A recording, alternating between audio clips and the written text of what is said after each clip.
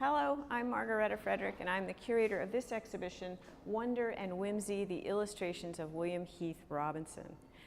William Heath Robinson was a British illustrator working right at the turn of the 19th and 20th centuries.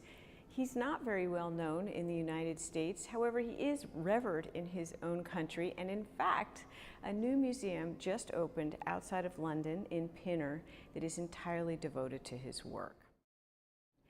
So when William Heath Robinson first began illustrating in the late 1890s, the moment in British illustration was one, what we call the golden age of illustration. So book illustration was big. People were buying books. Both the technology was working in order to be able to print beautiful books, but at the same time there was a reading and buying public for them.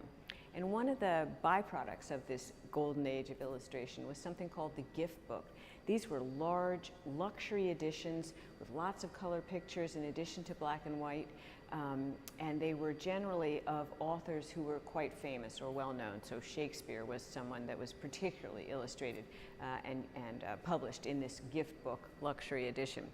Another author was a contemporary of William Heath Robinson's, Rudyard Kipling. And Heath Robinson was fortunate enough to be able to do the illustrations for Rudyard Kipling's collection of poems entitled A Song of the English. These were poems which glorified the British Empire, but at the same time also clearly stated the price that was paid to establish the British Empire. And specifically because, of course, England was built on its great navy. It was the sailors, the seamen who piloted both the Navy ships, but also just the ships that traded goods back and forth between all the various parts of the empire.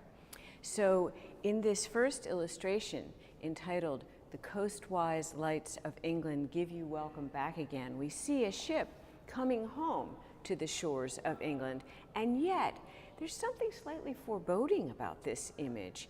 It's quite dark, it's cloudy, it's overcast, it's low tide, and we have a kind of dripping seaweed as the tide is low that feels kind of foreboding, ominous, and especially with the beached rowboat below and so on. This is a precursor to the next image, entitled "There's Never an Ebb Goes Seaward Now, But Drops Are Dead on the Sand."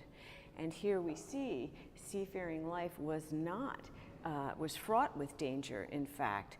And here are two sailors who have been washed up on the beach, and we see just a hint of the broken mast or spars from the ship on which they were sailing. So Shakespeare was an author that often appeared in these luxury gift book editions for which Heath Robinson was a particular favorite. This is the tale of A Midsummer Night's Dream, which I believe is really the most important work that Heath Robinson completed. A Midsummer Night's Dream is, of course, a tale of crossed lovers, confusion, a meeting of fairies and humans that doesn't go particularly well. But it begins with a rather solemn soliloquy made by Theseus, who is about to become married to Hippolyta. Heath Robinson has chosen to set this in a very stage-like setting with architecture forming a kind of a stage backdrop.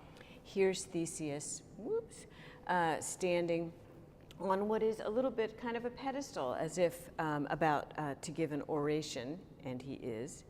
But I think one of the most interesting things about this is the incredible, daring use of blank space.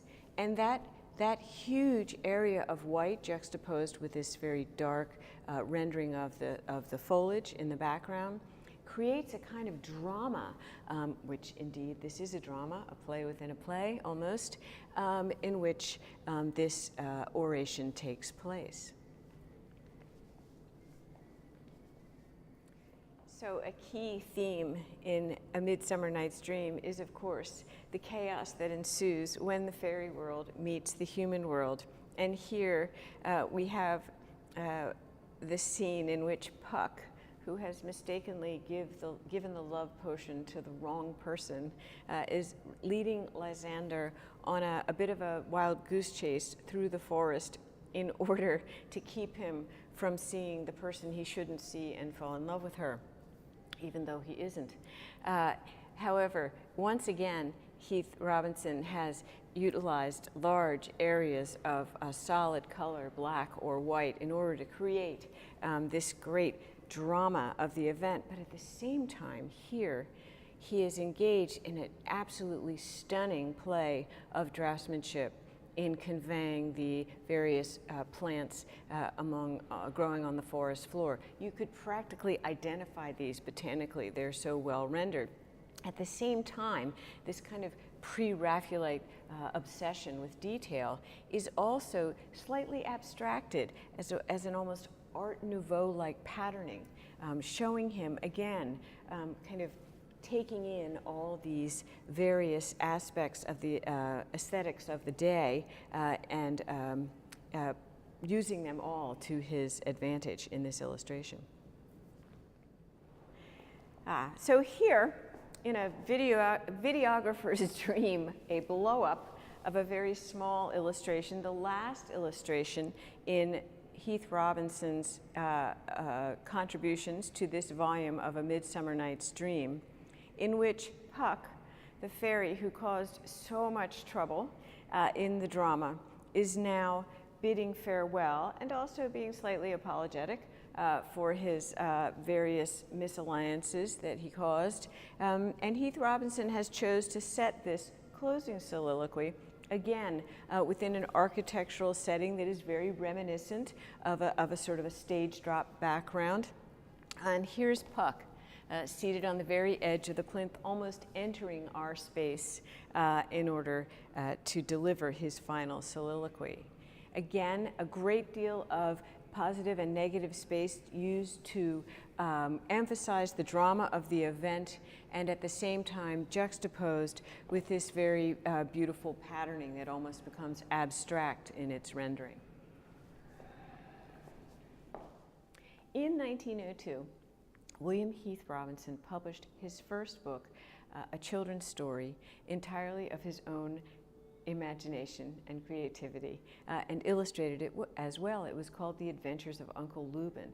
Now, the character of Uncle Lubin had apparently been percolating in his mind for some time. He's this pointy-hatted man here. In this story, he is the minder or babysitter of his nephew, baby Peter.